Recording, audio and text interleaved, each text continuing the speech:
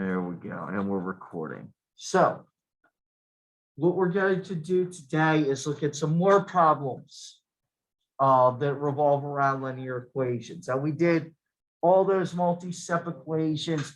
They got kind of complicated to solve. I get that.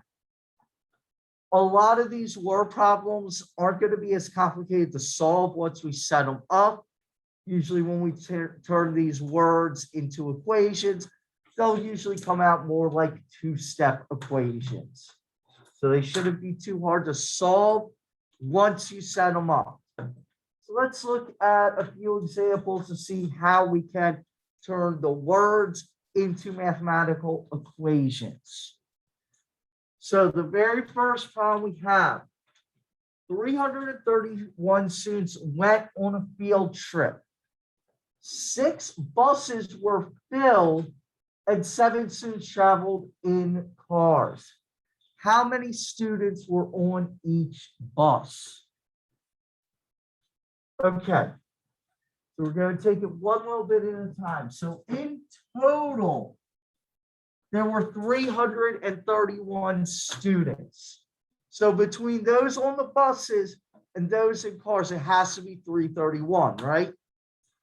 So I'm just going to start with saying it's going to equal up to 331. Now, I also have 6 buses that were filled. Do we know how many students are on each bus? No, so that's our unknown.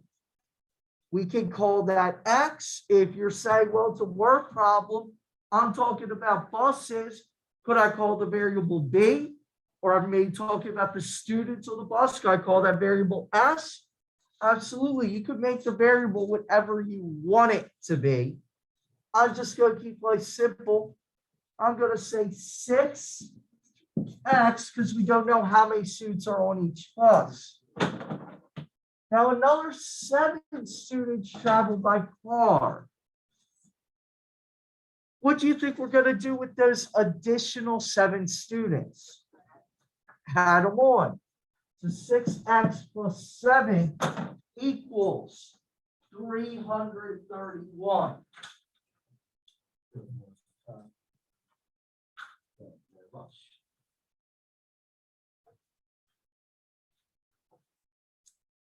So here with this, what would I do to solve this? Yeah, I just subtract 7. Sorry, you are right.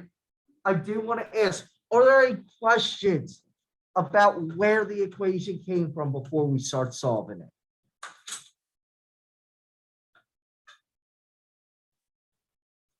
Okay, so we're absolutely right. We're going to start with subtracting 7 from both sides. And that gives me 6x equals 324.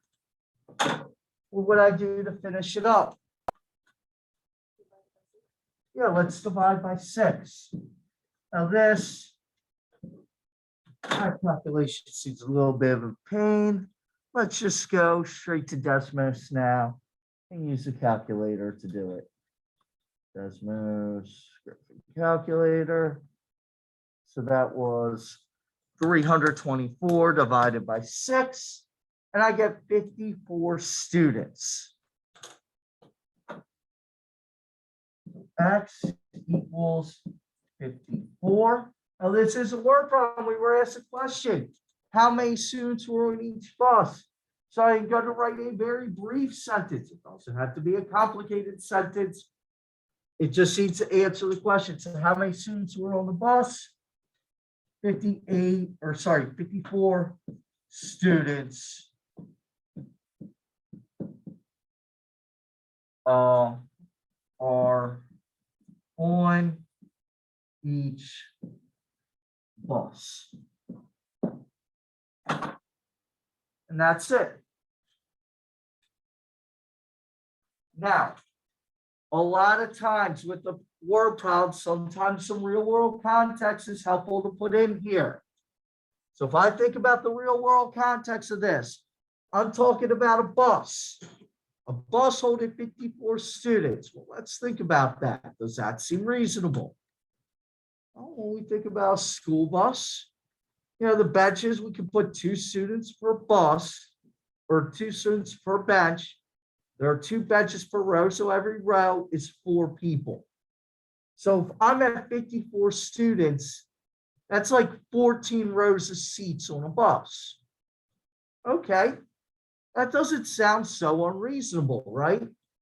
Like that seems like it's a crowded bus, right, with 54 students in it. But it's not an unreasonable number, right? So using real world context clues can always be helpful. Does this answer seem reasonable? Sometimes it may seem unreasonable. You look back and say, well, it looks like I did everything right. And that happens, but right now this seems fairly reasonable. Any questions on this problem?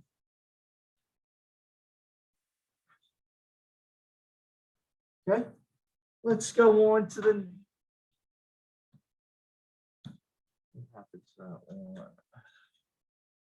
Sorry, something happened with my notes.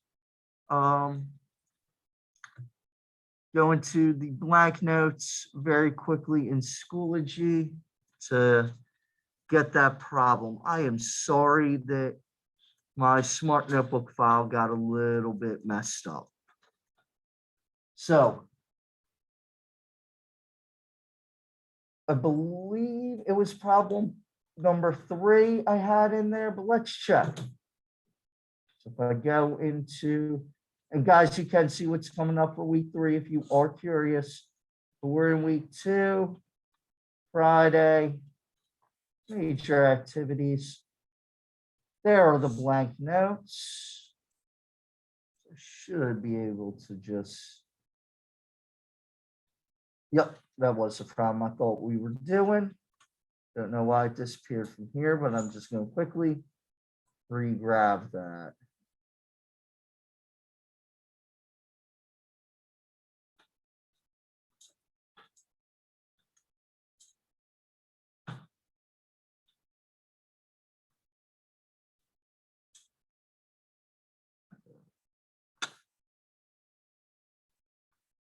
Ah, here it is.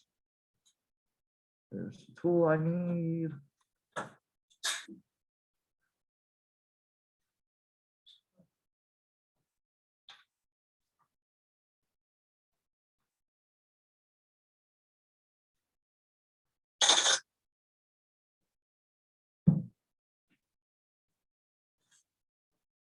Here we go.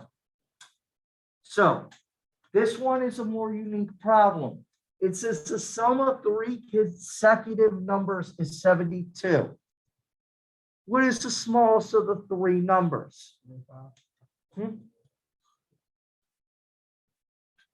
Which is a. So there are a few ways to handle this. You can try and do some guessing and checking. But guess and check isn't always the best, right? So when we say 3 consecutive numbers, what does that mean? Yep, so like 4, 5, and 6 would be example 3 consecutive numbers. Well, 4 plus 5 is 9, plus 6 is 15. That's way off from 72, right? So we could do a sort of guess and check like that, but that seems like a little bit of a pain, right? So if we're talking consecutive numbers, I could call the first number X. How much higher is the next number if they're consecutive? It's 1 higher. So I could call the next number X plus 1, and then it would stand to reason the next one could be X plus 2, right? By the exact same logic. And when I add up these 3 consecutive numbers, that should be equal to 72, right? So right away, I notice I got some like terms here, right? I have x plus x plus x. I also have 1 plus 2. X plus x plus x, 3x. 1 plus 2 is 3. It's equal to 72. Now let's get solving. What am I going to do here first? Yep, subtract 3. And we get 3x equals 69. Last step here. Yeah, let's divide it by 3. Cool, didn't log anything. And we'll get x is equal to 23.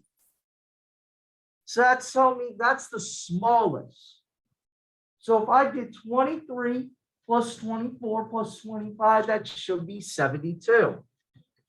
Again, 23 plus 24, that puts me at 47. 47 plus 25 is indeed 72. So what's the smallest number?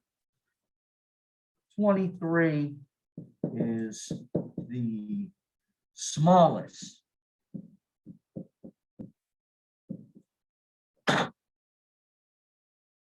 So if it said something like consecutive even numbers, well, even numbers would be going up by a gap of 2, right? So you would make it like x plus 2, then x plus 4.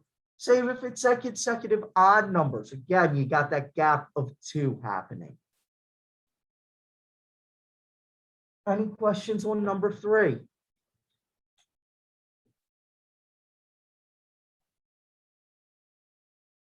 Okay, we got one more to do. This one is a little trickier, but we have all the skills to handle it. Maria bought 7 boxes. A week later, she lost half those boxes in a fire. She now only has 22 boxes left. How many boxes did she start with? So let's start here. She started by buying 7 more boxes. Do we know how many she had to start? No, so that's going to be x. If I buy 7 more, what am I going to do there? Well, 7. Perfect. Then it said a week later, they were all destroyed in a fire, or half were destroyed in a fire. So if half were destroyed, does anybody have an idea of how to represent that?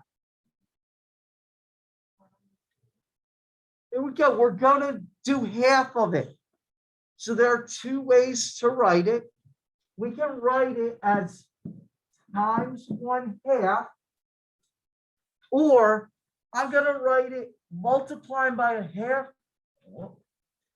is the same as dividing by 2.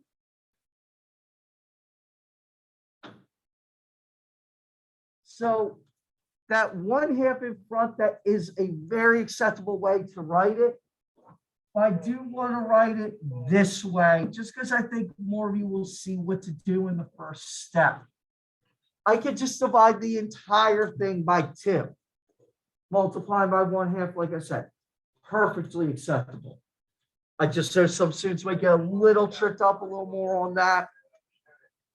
But either way you write it, you are 100% correct. Now that left them with only 22, so that's equal to 22, right?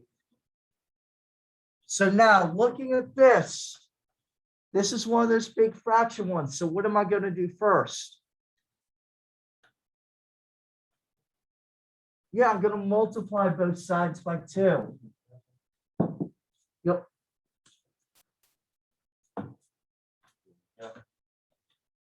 So in doing that, that gives me x plus 7 equals 44. And what do I do to finish it up? Subtract 7. And we get x equals 37. So how many boxes did she start with? She had 37 boxes to start.